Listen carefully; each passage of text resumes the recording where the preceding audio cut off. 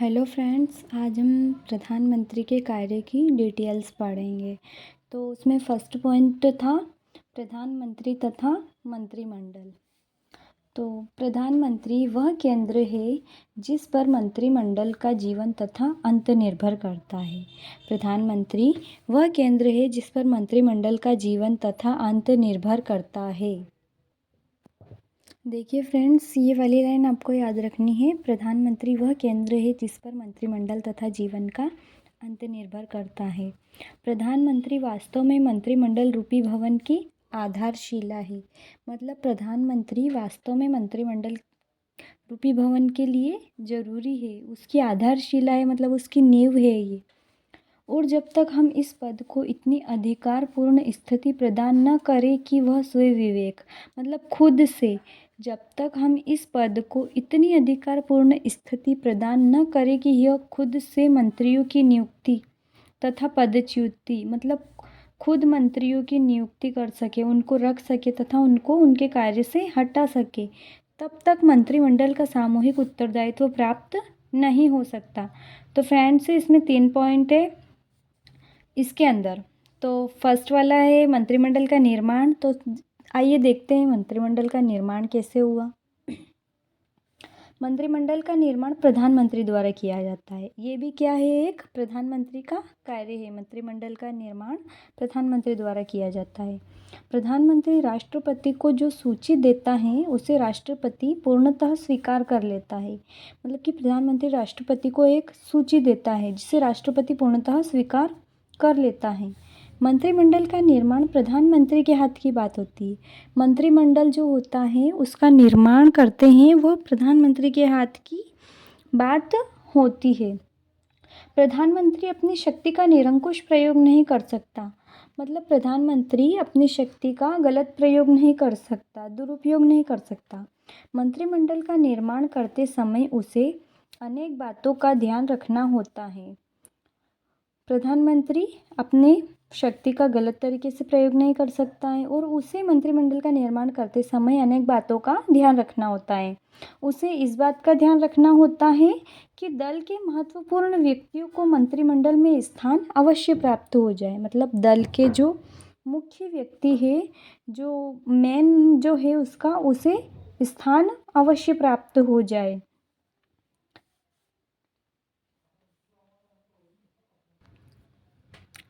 और अगर ऐसा नहीं हुआ तो उसके ही दल में फूट पड़ सकती है। मतलब कि उसके दल में फूट पड़ सकती है, मतलब आप समझ रहे हो ना। तो इतना ही नहीं, कभी कभी दल के महत्वपूर्ण व्यक्तियों को उनकी इच्छा अनुसार विभाग भी देने पड़ते हैं। विभाग मतलब कि जैसे कि कोई कहाँ होता है तो वो मतलब उसे उसका मनपसंद विभाग देना पड़ता है कि हाँ मुझे यही काम करना है। और उसे विभिन्न भौगोलिक क्षेत्रों समुदायों के प्रतिनिधित्व, उन मतलब विभिन्न क्षेत्र जो है समुदाय यानी जो गांव वगैरह जो है उनके प्रतिनिधित्व यानी कि उनका जो कार्य है तथा सदस्यों की योग्यता को भी ध्यान में रखना होता है। मतलब वो उनको उनकी इच्छा अनुसार विभाग तो दे देता है लेकिन उनको उनकी योग्यता को ध्यान में रख के विभाग देता है। चलिए फ्रेंड्स, इसका सेकंड पॉइंट स्टार्ट करते हैं। सेकंड पॉइंट था मंत्रिमंडल का कार्य संचालन। प्रधानमंत्री मंत्रिमंडल का कार्य संचालक भी है। प्रधानमंत्री मंत्रिमंडल का कार्य संचालक भी है। रोजबरी, ये एक महान व्यक्ति है। रोजबरी के शब्दों में प्रत्येक विभाग के मंत्री का सहयोगी होता है। कौन?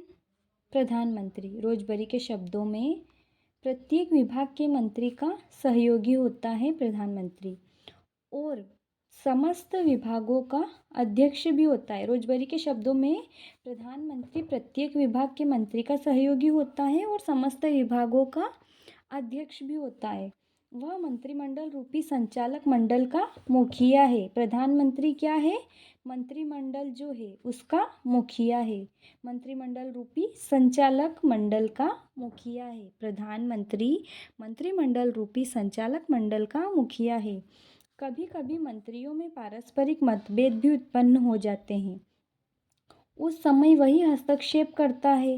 मतलब कभी कभी मंत्रियों में थोड़ा लड़ाई झगड़ा हो जाता है तो उसे कौन सुलझाता है? प्रधानमंत्री।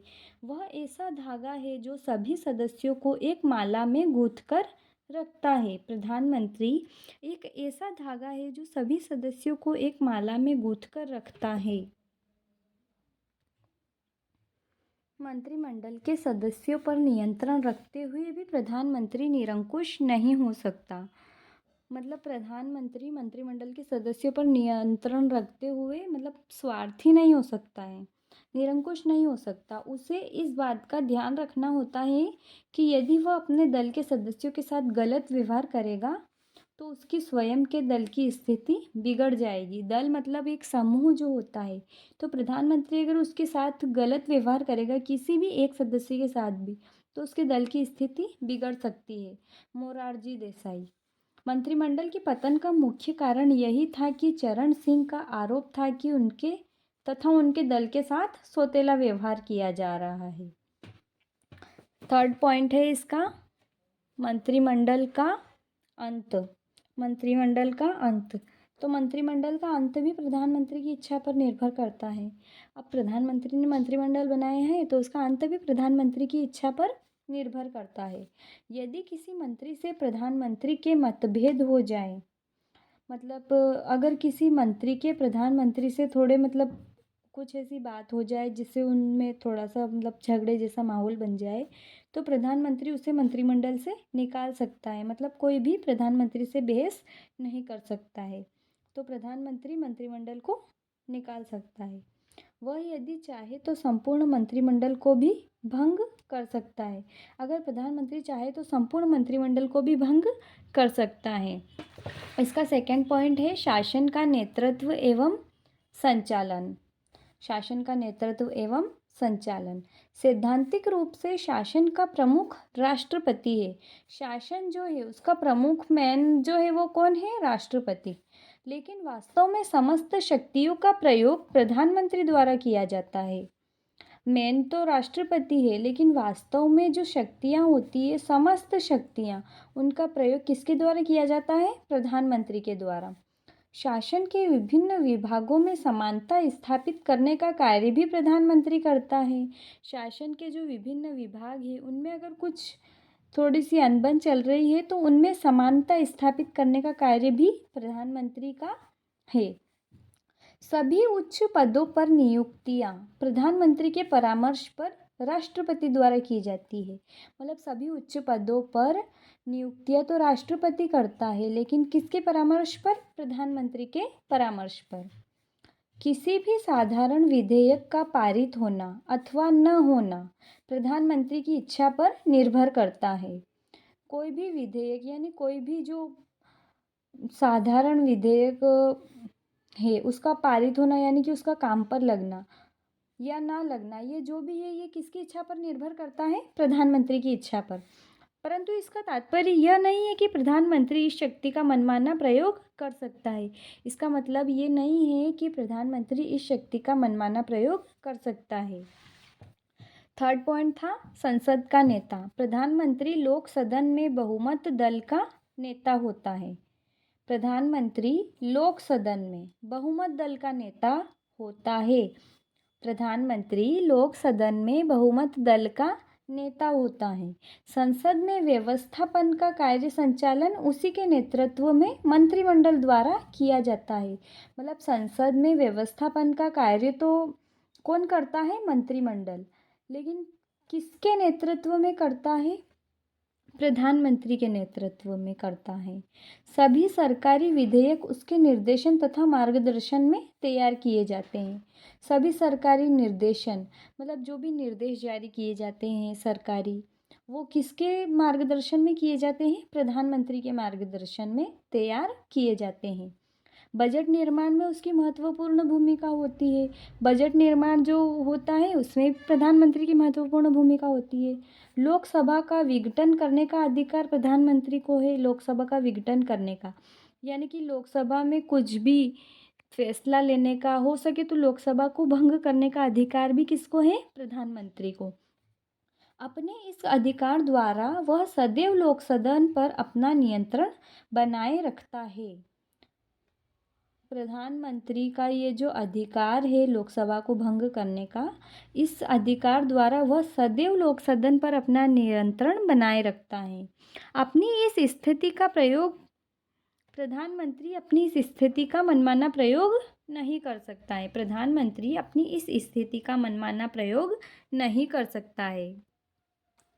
रेम जेम्योर का मत है, मंत्रिमंडल राज्य के जहाज को चलाने वाला पहिया है और प्रधानमंत्री उसका चालक है। किसका कहना है? रेमजेम्योर का ये कहना है कि मंत्रिमंडल राज्य के जहाज को चलाने वाला एक पहिया है और उसका चालक कौन है? प्रधानमंत्री। फोर्थ है इसका देश का प्रतिनिधि। अंतर्राष्ट्रीय जगत में प्रधानमंत्री का स्थान महत्वपूर्ण है। पूरे जगत में प्रधानमंत्री का स्थान महत्वपूर्ण है। विदेश नीति पर उसका पूर्ण नियंत्रण होता है। विदेश नीति जो होती है उस पर प्रधानमंत्री का पूर्ण नियंत्रण होता है। चाहे वह विभाग उसके पास न हो, वही अंतर्राष्ट्रीय संधियां और समझौते देश के प्रतिनिधि के रूप में करता है। अंतर्राष्ट्रीय संधियां जो होती है और ये जो समझौते होते हैं ना, ये भी देश के प्रतिनिधि के रूप में करता है प्रधानमंत्री। इसका 5वां पॉइंट है दल का नेता। प्रधानमंत्री अपने दल का नेता होता है। दल का नेता, प्रधानमंत्री अपने दल का नेता होता है, मतलब उसका जो दल है उसका मुख्य होता है प्रधानमंत्री। दल का नेता होने के कारण ही उसे प्रधानमंत्री का पद प्राप्त होता है। दल का नेता होने के कारण ही उसे प्रधानमंत्री का पद प्राप्त होता है। लेकिन वह अपनी स्थिति के लिए दल का मोहताज नहीं है। लेकिन उसकी जो भी स्थिति है उसके लिए वो दल का मोहताज नहीं है, मतलब दल से कोई उसका मतलब जैसे कि वो दल के आगे पीछे नहीं फिरेगा। उसकी जो स्थिति है ना वो उसके हिसाब से रख सकता है। 6ठा पॉइंट है इसका राष्ट्रपति और मंत्रिपरिषद के बीच की कड़ी। राष्ट्रपति और मंत्रिपरिषद के बीच की कड़ी। राष्ट्रपति को यदि कोई कानून पारित कराना होता है तो प्रधानमंत्री ही मंत्रिपरिषद को राष्ट्रपति की इच्छा से अवगत कराता है। मतलब राष्ट्रपति को यदि कोई कानून पारित कराना होता है, मतलब कोई कानून उसको निकालना होता है, तो प्रधानमंत्री ही मंत्रिपरिषद को राष्ट्रपति की इच्छा से अवगत कराता है। मतलब मंत्रिपरिषद राष्ट्रपति के पास नहीं जा सकता है। प्रधानमंत्री पहले उसके पास जाएगा, उसकी इच्छा से अवगत कराएगा, उसके बाद होगा जो भी होगा। तो प्रधानमंत्री ही मंत्रिपरिषद को राष्ट्रपति की इच्छा से अवगत कराता है। इस प्रकार प्रधानमंत्री मंत्रिपरिषद तथा राष्ट्रपति के बीच एक सशक्त कड़ी के रूप में कार्य करता है। इस प्रकार प्रधानमंत्री मंत्रिपरिषद तथा राष्ट्रपति के रूप में प्रधानमंत्री मंत्रिपरिषद तथा राष्ट्रपति के बीच में एक सशक्त कड़ी के रूप में कार्य करता है। 7वां पॉइंट है इसका प्रधानमंत्री तथा आपातकाल। राष्ट्रपति के संकटकालीन अधिकारों के कारण भारत के प्रधानमंत्री की शक्तियों में अत्यधिक वृद्धि हुई है। राष्ट्रपति के संकटकालीन अधिकारों के कारण भारत के प्रधानमंत्री की शक्तियों में अत्यधिक वृद्धि हुई है। मतलब राष्ट्रपति के जो संकटकालीन अधिकार के कारण, राष्ट्रपति के संकटकालीन अधिकार जो हैं उनके कारण प्रधानमंत्री की शक्तियों में अत्यधिक वृद्धि हुई है। संकटकालीन प्रावधानों के अंतर्गत राष्ट्रपति को जो शक्तियां प्राप्त हैं उनका वास्तविक प्रयोग प्रधानमंत्री द्वारा किया जाता है। संकटकालीन प्रावधान जब होते हैं तो उसके अंतर्गत राष्ट्रपति को जो शक्तियां प्राप्त है, मतलब वैसे तो राष्ट्रपति देश का प्रथम नागरिक होता है, लेकिन राष्ट्रपति को जो शक्तियां प्राप्त है ना, वास्तविक में वो शक्तियां प्रधानमंत्री द्वारा उनका प्रयोग किया जाता है। 8वां पॉइंट है इसका प्रधानमंत्री तथा राज्य। वर्तमान में राज्यों की राजनीति पर भी प्रधानमंत्री का प्रभावशाली नियंत्रण स्थापित हो गया है। मतलब वर्तमान में राज्यों की राजनीति जो है प्रधानमंत्री का प्रभावशाली नियंत्रण स्थापित हो गया है। राज्यों की राजनीति पर भी वर्तमान में प्रधानमंत्री की प्रभावशाली शक्तियों का नियंत्रण स्थापित हो गया है। राज्यपाल, जो कि केंद्र के एजेंट के रूप में कार्य करते हैं, उनकी वास्तव में नियुक्ति प्रधानमंत्री के परामर्श पर ही की जाती है। राज्यपाल जो कि केंद्र के एजेंट के रूप में कार्य करते हैं, उनकी वास्तव में नियुक्ति प्रधानमंत्री के परामर्श पर की जाती है। राज्यपाल की नियुक्ति किसके परामर्श पर की जाती है? प्रधानमंत्री के परामर्श पर ही की जाती है। राज्यों के मुख्यमंत्रियों की नियुक्ति में भी प्रधानमंत्री की महत्वपूर्ण भूमिका रही है।